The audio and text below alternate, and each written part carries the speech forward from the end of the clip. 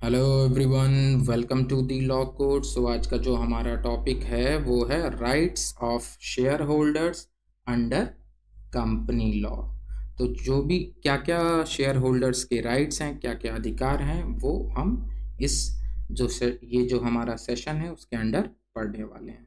अब राइट्स क्यों होने चाहिए? ताकि ट्रांसपेरेंसी हो, अकाउंटेबिलिटी और फेयर पार्टिसिपेशन हो ऑफ शेयर होल्डर्स का कंपनी के मैटर्स के अंदर। तो आज का ये सेशन स्टार्ट करते हैं।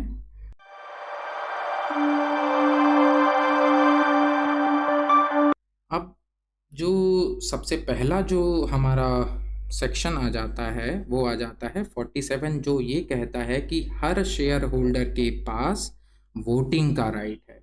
मींस जितने भी इक्विटी, अब यहाँ इक्विटी मींस इक्विटी, जो भी शेयर होल्डर जिनके पास इक्विटी शेयर्स होंगे उनके पास बेसिकली कंपनी में ओनरशिप का अधिकार होगा। तो उनके पास क्या है? वोटिंग राइट होगा, जितने भी उनके अकॉर्डिंग टू देयर शेयर्स होंगे। And next, preference share holders. अब जैसे इक्विटी शेयर होल्डर्स कंपनी में ओनरशिप को दर्शाता है, वैसे ही प्रेफरेंस शेयर होल्डर्स जो होते हैं वो कंपनी में डिविडेंड, या आप इसको नॉर्मल भाषा में प्रॉफिट बोल सकते हैं, इसको दर्शाता है। तो अब प्रेफरेंस शेयर होल्डर सिर्फ तभी वोटिंग देने का उनके पास अधिकार होगा जब तक उनके राइट्स अफेक्ट ना हो। अगर उनके राइट्स अफेक्ट हो रहे हैं तो उनको वोट देने का अधिकार है।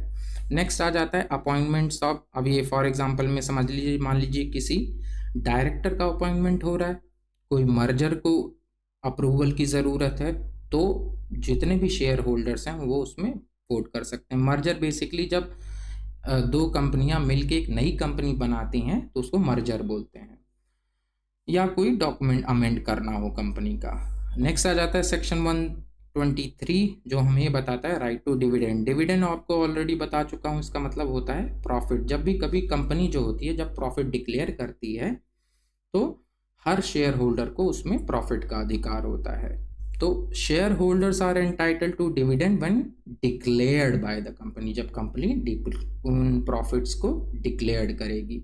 एंड अगर उसको किसी भी शेयर होल्डर को कोई भी पेमेंट नहीं दी गई, डिविडेंड की पेमेंट नहीं दी गई, तो वो पनिशेबल होगा अंडर सेक्शन 127। नेक्स्ट आ जाता है राइट अराइजेज। जो ये सारे अधिकार हैं, डिविडेंड का जो अधिकार है, ये तब आता है जब एक फॉर्मल डिक्लेरेशन होगा कंपनी के द्वारा।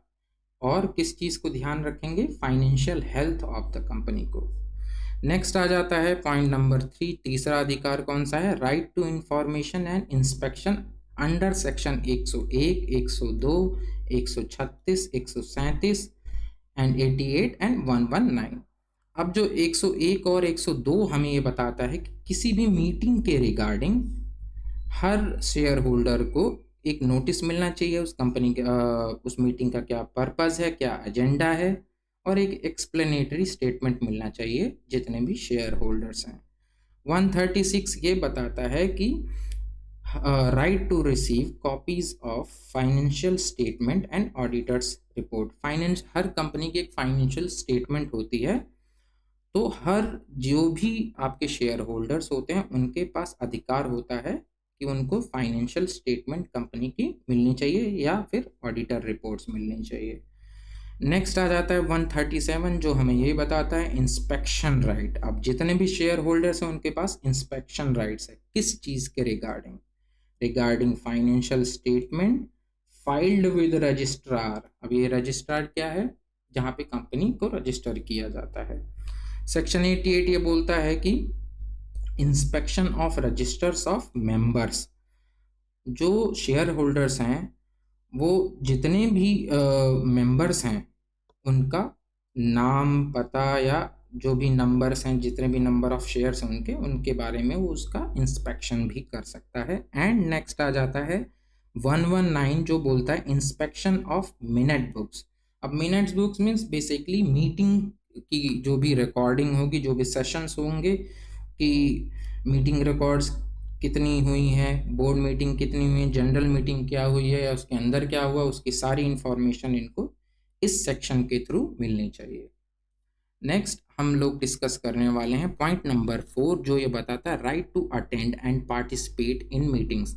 हर शेयर होल्डर के पास जो भी मीटिंग होगी, चाहे वो एजीएम हो चाहे वो ईजीएम हो, दोनों में पार्टिसिपेट करने का अधिकार है। सबसे पहला पॉइंट है इसमें कि राइट टू अटेंड करने का अधिकार है, बोलने का अधिकार है और वोट देने का अधिकार है। मान लो कोई एजीएम है, मीन्स एनुअल जनरल मीटिंग। तो annual general meeting basically routine के लिए होती है एंड एक ऑर्डिनरी पर्पस के लिए होती है।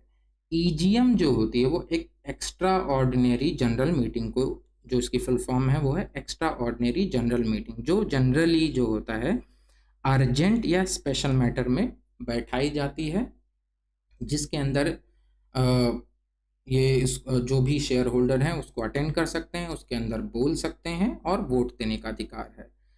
एंड डायरेक्ट इन्वॉल्वमेंट इन की कंपनी डिसीजंस।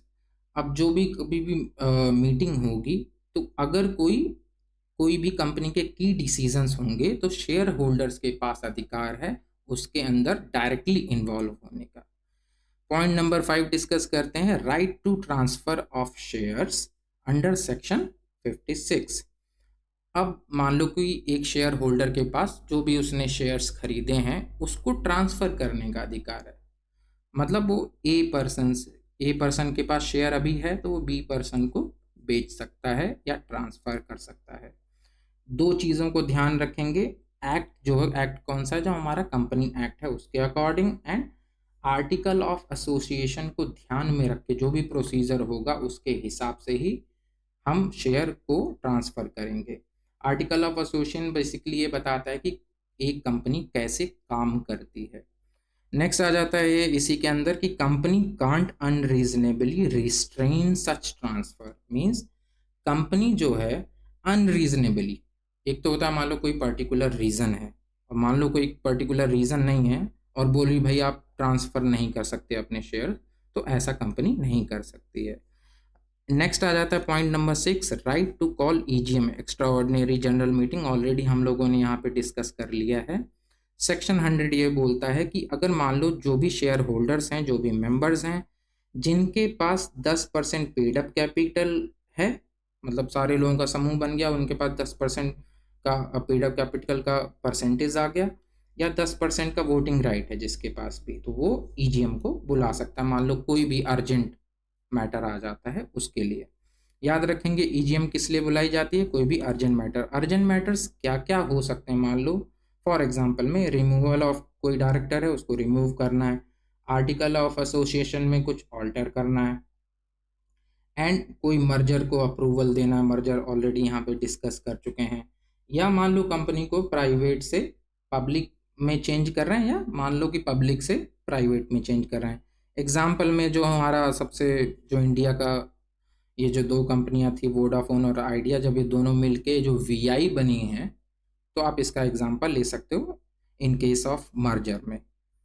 अब जो नेक्स्ट आ जाता है वो है पॉइंट नंबर 7, जो अंडर सेक्शन 48 में हम डिस्कस करने वाले हैं, वो है variation of share holders right. अब variation of share holder rights क्या होते हैं, मान लो कि दो तरह के जो हमारे शेयर्स हैं, एक है प्रेफरेंस शेयर, एक है इक्विटी शेयर।